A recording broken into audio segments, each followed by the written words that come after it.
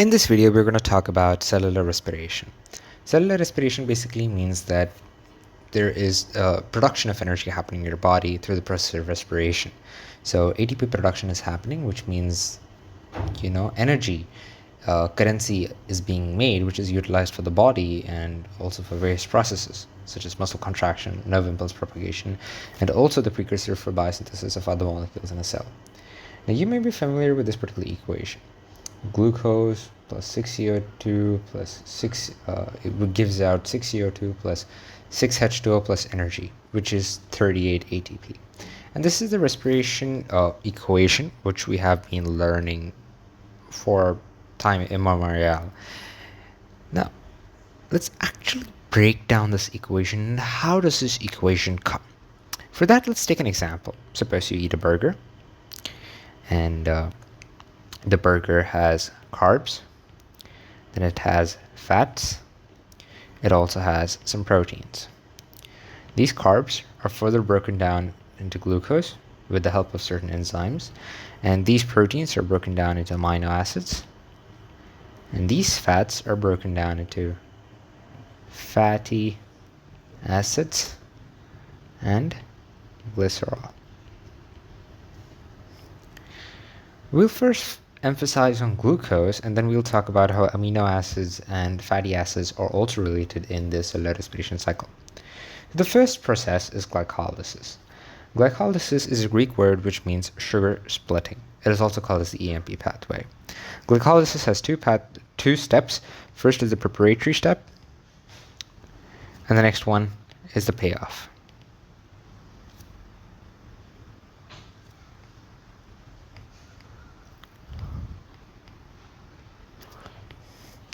Now, so first glucose from the burger comes, and this is the cell membrane, and it has to pass through the cell membrane, so it uses the GLUT transport, and then when it passes through the cell membrane, it enters the cytoplasm.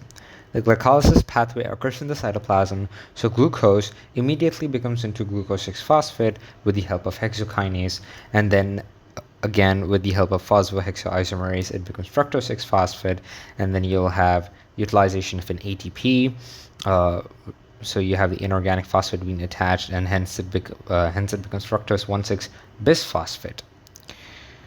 Now, why do we say it as bis and not as bi? Is because the phosphate molecules are being attached separately, and they're very far away, not like near. For example, if they were near, which is if they were in the carbon number 3 and carbon number 4, then we would have said fructose 1,6-biphosphate, but they're in carbon number 1 and carbon number 6, so we say bisphosphate. Now, this fructose 1,6-bisphosphate, with the help of the enzyme allylase, breaks down into two molecules. First is dihydroxyacetone phosphate. The second one is glyceraldehyde 3-phosphate. Now,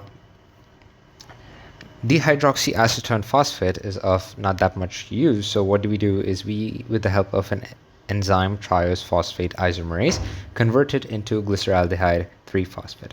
So in total, you will have two molecules of glyceraldehyde 3-phosphate. Now, glyceraldehyde 3-phosphate undergoes dehydrogenation reaction, which means hydrogen is being removed from glyceraldehyde 3-phosphate, and NAD plus is being reduced to NADH plus H plus. After this, you will have 1,3-bisphosphoglycerate. Then again, there will be an ATP production which is happening. So for each molecule, there will be one ATP production happening. So in total, you will have two ATP productions with the help of the enzyme phosphoglycerate kinase. Now, you will have 3-phosphoglycerate, which is formed. This 3-phosphoglycerate, then with the help of phosphoglycerate mutase, forms 2-phosphoglycerate. And then 2-phosphoglycerate, with the help of H2O, so H2O is being added on, with the help of H2O, then forms phosphoenol pyruvate, or in short, PEP. Then this PEP then forms pyruvate finally. So in total, you'll have two molecules of pyruvate. And I just forgot, the PEP, when it forms the pyruvate, also produces ATP, so in total you'll have two ATPs being produced. Now, preparatory and payoff phase. So as I said in the beginning, this is the preparatory phase. Until glyceraldehyde 3-phosphate, it is the preparatory phase, and after that is called as the payoff phase. Let us see what is the net gain. So we have two places where the ATP is being utilized, so hence we'll write -2 in preparatory phase, ATP synthesized, and in the payoff phase, we'll have 4 ATPs which is being synthesized. So you have one over here and the other over here, so you'll have 4 ATPs which is being synthesized. Now what about NADH plus H? NADH plus H, as we have seen, when glyceraldehyde 3-phosphate is being converted to 1,3 bisphosphoglycerate, NADH plus H is also being formed, and hence each molecule forms one NADH plus H. It will form 2 NADH plus H. So you will have 2 NADH. So 4 minus 2 is 2. So net gain will be 2 ATP molecules have been synthesized and 2 molecules of NADH plus H plus is being synthesized. Now pyruvate is being formed. What are we supposed to do with it? Let's go on to the next cycle. Let's see what will the next cycle do to pyruvate. So the next cycle is the Krebs cycle, or the citric acid cycle, or the tricarboxylic acid cycle. There are a lot of names for it. So what does the pyruvate do? Now pyruvate reduces NAD plus to NADH plus H, and then there's coenzyme A which is being added, and there's also decarboxylation happening, and after this you'll have acetyl coenzyme A being formed. Acetyl coenzyme A, along with oxaloacetic acid in the presence of citric synthase, goes under condensation and then forms citric acid. Citric acid then forms isocitric acid, and isocitric acid, with decarboxylation and reduction of NAD plus to NADH plus H, forms alpha-ketogluteric acid. Now alpha-ketogluteric acid, again through removal of carbon dioxide and addition of coenzyme A and plus the reduction of NAD plus enzyme, forms succinyl coenzyme A. And succinyl coenzyme A over here is basically GDP is being synthesized, which is guanine triphosphate. And simultaneously, ATP is also being synthesized. This is actually substrate level phosphorylation. So substrate level phosphorylation. You can even see over here how the production of GTP and ATP is being coupled. Now after this process, you'll have succinic acid being formed, and succinic acid to fumaric acid, there's reduction of FAD plus, which is flavine adenine dinucleotide, like how NADH is called as nicotine adenine dinucleotide. So this is flavine adenine dinucleotide. And fumaric acid then becomes malic acid, and then finally malic acid becomes oxaloacetic acid, again through the reduction of NAD plus enzyme, and then the cycle keeps on continuing. Now let us look at the net gain of Krebs cycle that has been formed. So over here you can see that the ATP production is 2, NADH plus is 6, FADH is 2, and CO2 is 4. So ATP is 2 because there's ATP production happening over here. So into 2 because each molecule there's one molecule of ATP being produced. So 2 molecules, 2 ATPs. And then you have NADH. There is 3 places where it has occurred. Reduction of NAD plus. So this is one place, this is one place, this is the second place, and this is the third place. Now since there's 2 molecules of pyruvate, so hence it'll be multiplied by 2, so 3 into 2 is going to be 6, and then you have FADH2, you'll have 2, it's the same logic again, and then you'll have CO2, which is 4, which is seen over here. So you have one CO2 over here, and then you have another CO2 over here. So one CO2 here and another CO2 here. So in total, you'll have 4. Let's even talk about the transition phase, in which you have 2 NADH plus H, and then you'll have 2 CO2s being formed. The following steps in the respiratory processes are to release and utilize the energy stored from NADH plus and FADH2. This is accomplished when they're oxidized through the electron transport system, and the electrons are passed onto oxygen, resulting in the formation of H2O. The metabolic pathway through which the electron passes from one carrier to another is called as electron transport system, and it occurs in the inner mitochondrial membrane. So if you have and mitochondria like this. Then you'll have this location as the inner mitochondrial membrane, and this location is the matrix. Now, as we see, you will have 5 complexes present in the inner mitochondrial membrane. So you have complex 1, complex 2, complex 3, complex 4, and complex 5. Now let's look at them each. So you have NADH plus H, which forms NAD+, which means it's getting oxidized and there's release of electrons, which is happening.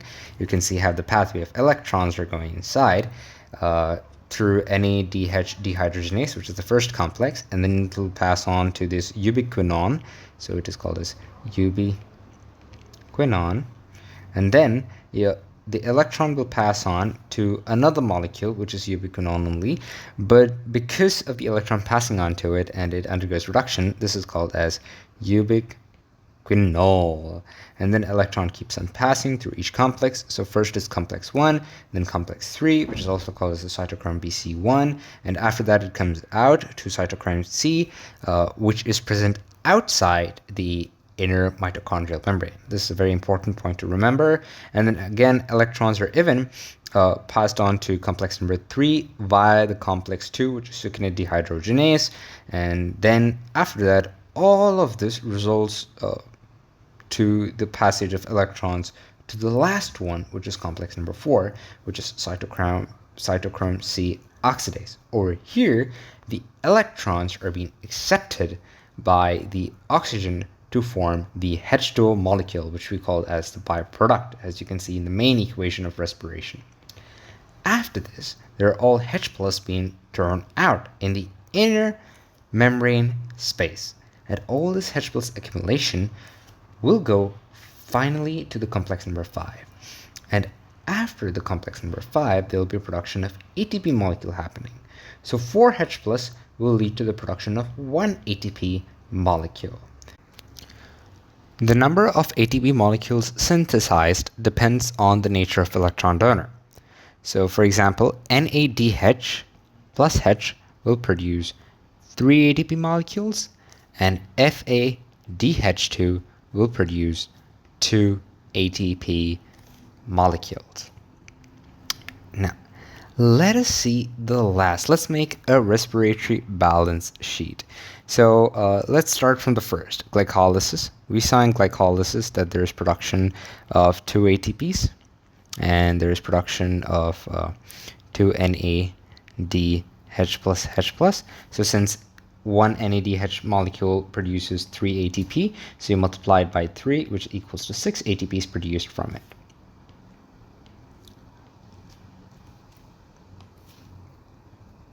Sorry. And then you have Krebs cycle. Krebs cycle, we saw that there is about 2 ATP production happening. Then you have 6 NADH plus H molecules being synthesized, and then you have 2 FADH2 molecules produced. So in total, you will have about 18 ATPs and 18 ATPs and about 4 ATPs being formed. And then you even have the transition phase. In transition phase, you will have about 2 NADH plus H molecules. So you multiply by 3, you get 6 ATPs. And so hence, in total, when you calculate all of these ATPs,